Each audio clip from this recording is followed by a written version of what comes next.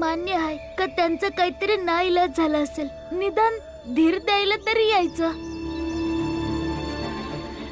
मला माफ करा जर मी काही चुकीचं बोललो असेल. माझा बाबा म्हणतात की शब्दासने स्वतःचं असं मोठेपण नसतं, तर ते शब्द कोण बोलतंय आणि ते कोण पाळतंय यावर शब्दांचं मोठेपण ठरतं.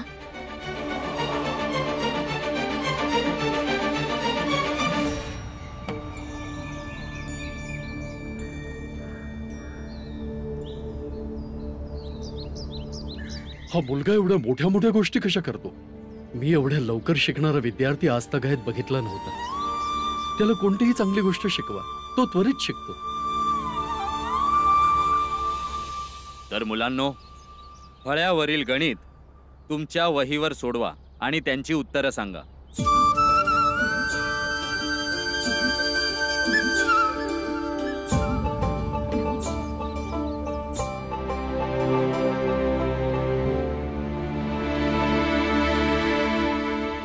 झाली सोडवून? जास्त वेळ नाहीये. अरे येळच तर खराब आहे.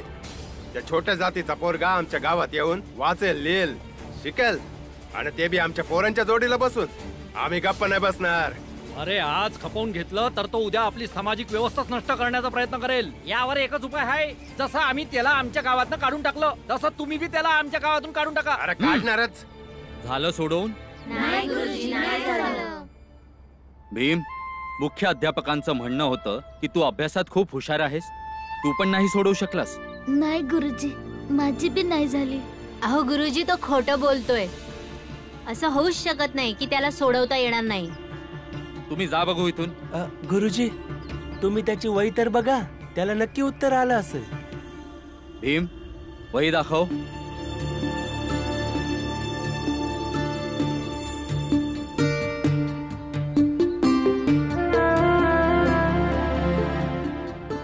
भीमने तर सोडवली आहेत आणि उत्तर पण बरोबर आहेत.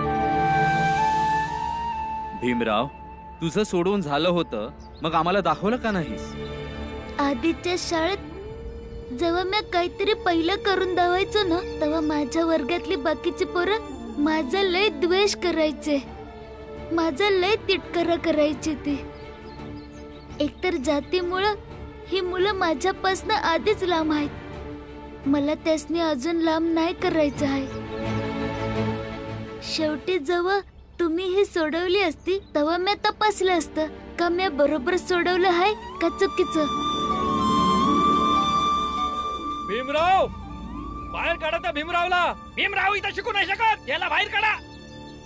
काढा बाहेर त्याला.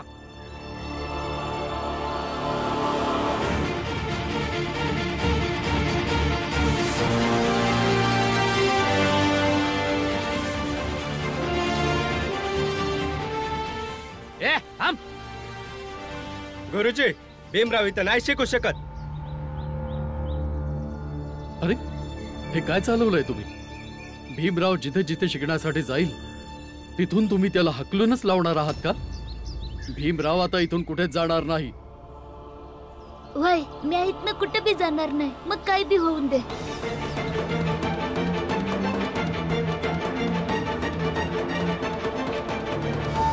ही शाळा तुमच्या निगराणीखाली आहे, म्हणून तुम्ही त्याला सांगा इथून निघून जा. नाहीतर मी इसरून जाईन की तुम्ही गुरुजी आहेत आणि तुमची इज्जत आहे. हे बघा, आपण सगळे मिळून बसून बोलूया ना. आता काय बोलणं नाही वाढणार. आम्ही 5 पर्यंत मोजतो, तोपर्यंत इथून याला बाहेर काढा. नाहीतर ही शाळा बी नाही राहणार आणि इथे शिकायला बी कोणी नाही राहणार.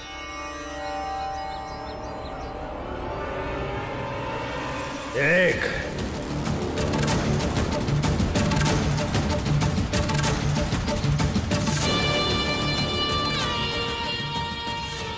2 बाळदादा, दगड मारून डोकं फोडू काय या मोजणाऱ्यांचं? अरे इथे बरेच लोक आहेत, तू कोणाकोणाचं डोकं फोडणार आहेस? 3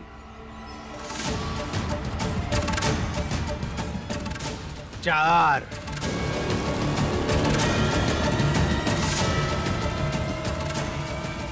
5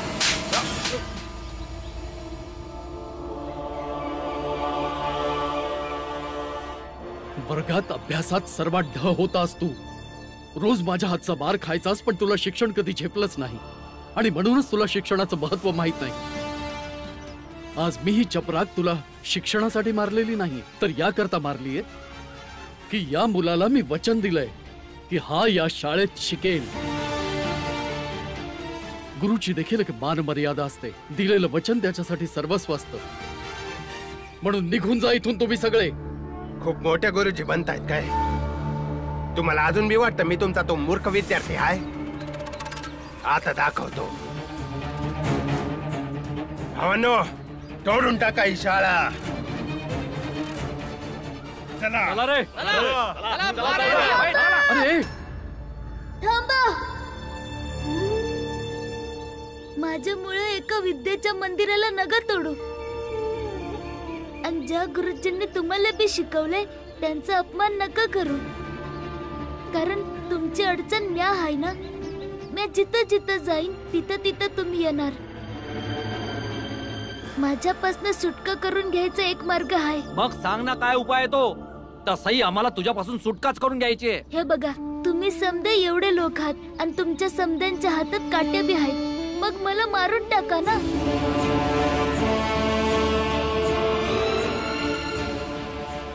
जर मी जिथं राहिलो तर मी शाळेला जाणारच, आणि जर मी मेलो तर शाळेला नाही जाणार.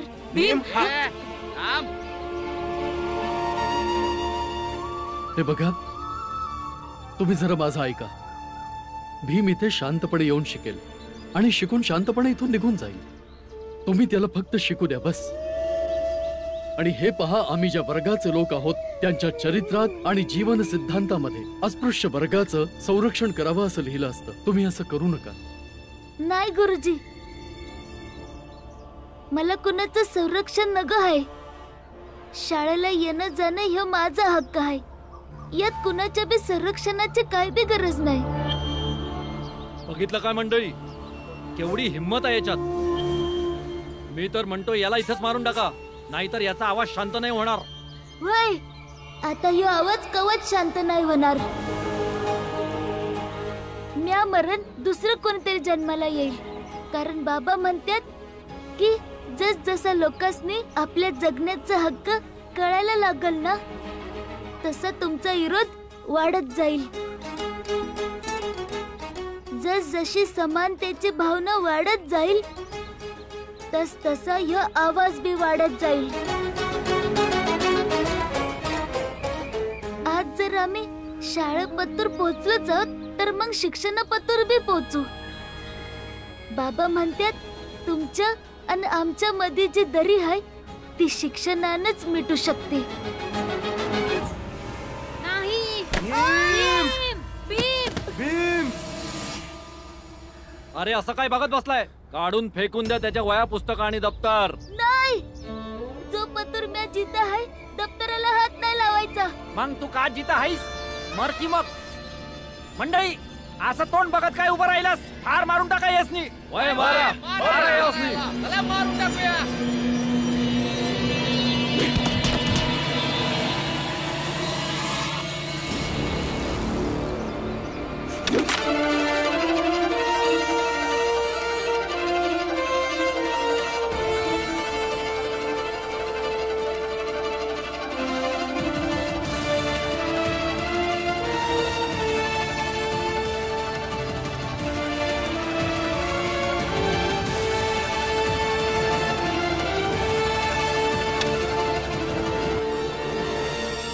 बघितलं ना फौजदार साहेब, आमच्या सामाजिक मुद्द्यामध्ये या पोलिसांचं काय काम?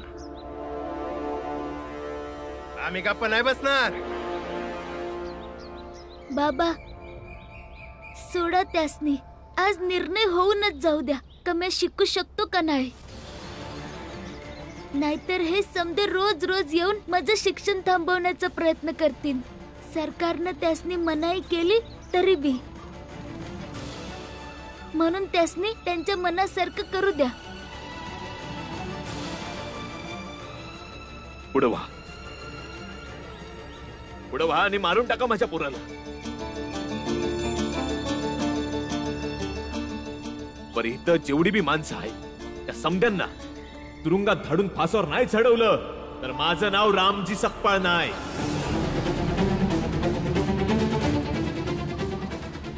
शेठजी सोबत या चहावाल्याला बी चांगलं ठाव आहे. म्या जे बोलतो ते म्या करून दावतोच. बघून घ्या फौजदार साहेब, समजा तुमच्या डोळ्यासमोरच घडतंय.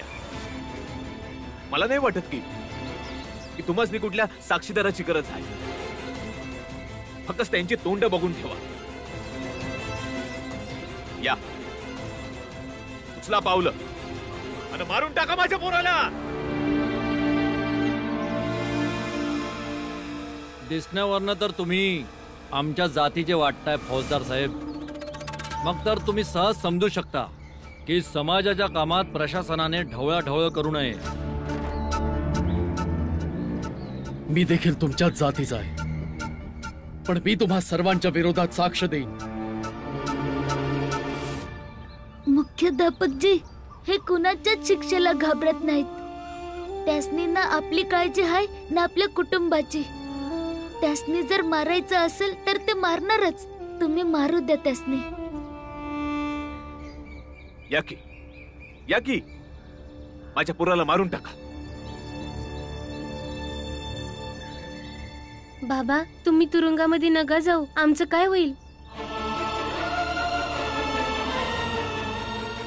काका, त्याला सोडा. तुरुंगात जाऊन काय फायदा आहे?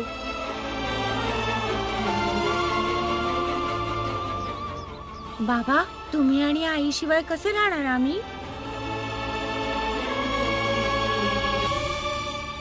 अरे, तुम्ही या बाप लेकाच्या बोलण्याला भूलू नका.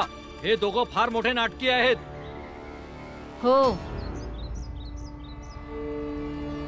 आणि जसं शेठजींनी आपल्या बायकोला आणि मुलाला गमावलंय, तसंच तुम्ही देखील गमावून बसा.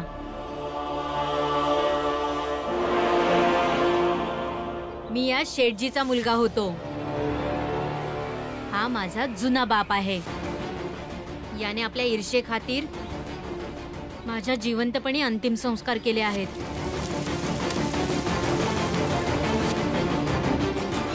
आणि जर का तुम्ही याच्या म्हणण्याप्रमाणे वागलात तर तो तुमच्या मुलांचे देखील अंतिम संस्कार करेल.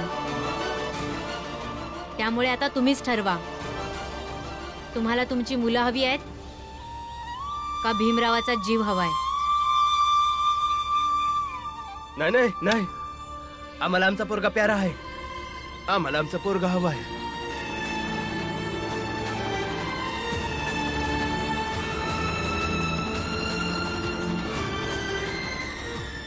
निघा इथून. आणि लक्षात ठेवा, आजच्या नंतर कुणीही या शाळेच्या आवारात फिरकायची गरज नाहीये. आणि एक गोष्ट लक्षपूर्वक ऐका तुम्ही, भीमराव या शाळेत येईल आणि इथेच शिकेल. सगळ्यांना व्यवस्थित समज देतोय. जर तुम्ही भीमरावाला आणखीन त्रास द्यायचा प्रयत्न केलात तर सगळ्यांना आतमध्ये टाकेन. गुरुजी, एक हवालदार मी या विद्यालयाच्या बाहेर तैनात करतो. आणि आता तुम्ही सगळे गप्पपणे आपापल्या घरी निघून जा. चला. चल जा पुरा, अभ्यास कर.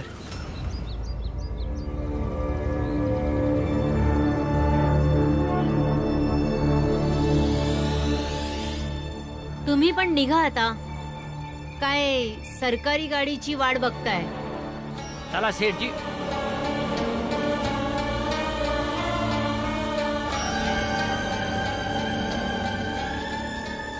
गुरुजी, शाळेत जी प्रथमोपचाराची पेटी आहे ती जरा घेऊन या. मुख्याध्यापक साहेब, मी तुमचा मनापासून आभारी आहे.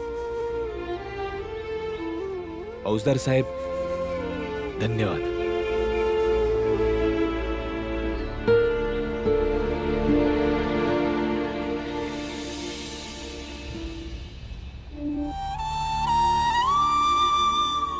तर भीमराव, तू मला सकाळी तुझ्या जुन्या मुख्याध्यापकांनी दिलेला शब्द पाळला नसल्याचे सांगितले नसते ना, तर कदाचित मी देखील घाबरून गप्प बसलो असतो, जसे ते गप्प बसले होते. पण आता धाडस दाखवलंच आहे, तर मी तुला वचन देतो की यापुढे तुझ्या शिक्षणात कुठलीही अडचण येणार नाही.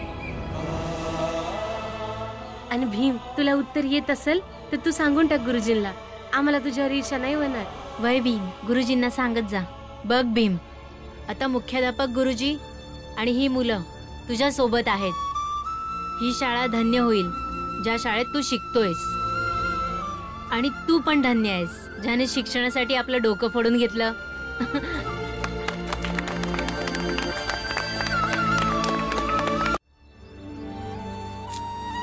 समजा चांगलं होणार. भाऊ गेलाय ना तिथं. वय पर ते म्हणत होते की आजूबाजूच्या गावातली माणसं येणार आहेत. कुणास ठाऊक काय झालं असेल. मंजुळा ये इकडे. अगं ये ना. हे बघ पळत जा आणि जाऊन बघून ये जा काय झालं ते. जा, जा. अगं साळा लय लांब आहे इथनं. पण माझा जीव घाबरा झालाय ना. जरा शांत हो बाई, शांत हो. बाबा भाऊ भीमा ध्रुव बाळा कुठे आहेत? धीर धर समद सांगतो. लवकर सांगा ना. हा सांगतो. भीम बाळा ध्रुव तिकडच आहे. शाळा सुटल्यावर समदे मिळून येतील. वय पर गावाला पोचले असतील ना तिथं. त्यांनी काही वाईट नाही ना केलं. वाईट करायला गेले म्हटल्यावर वाईट तर करणारच ना. पर भीमानं परत एकदा आपली हुशारी दाखवून समद्यांना परत पाठवलं. भीमाबाई तिथल्या मुख्याध्यापकांनी पण त्याची साथ दिली आणि तिथल्या मुलांनी पण. आई काय झालं? आई समद्या गावात चर्चा रंगली की भीमनी समद्या गावकऱ्यांच्या पुढ्यात म्हटलं की माझं शिक्षण बंद करायचं असलं तर मला मारून टाका.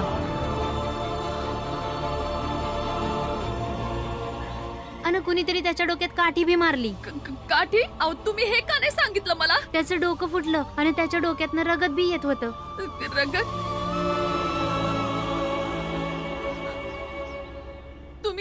तुम्ही मला का नाही सांगितलं? तुम्ही त्याला तिथं सोडून आलात. त्याला काय नाही झालंय.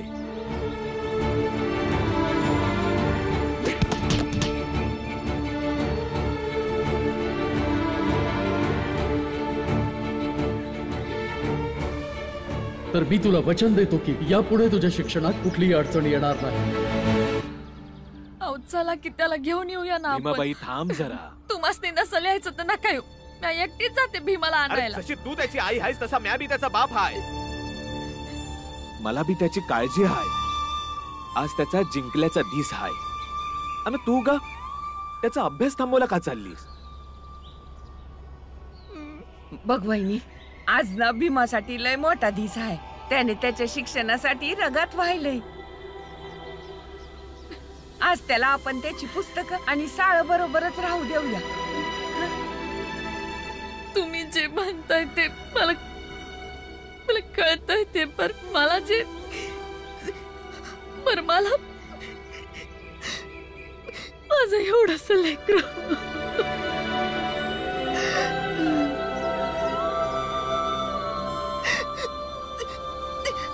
भीमाबाई वहिनी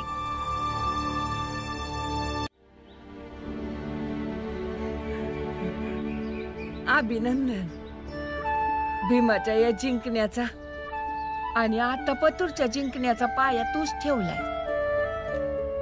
लय लय अभिनंदन.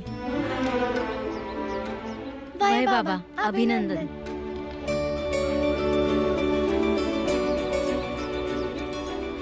तुझं बी.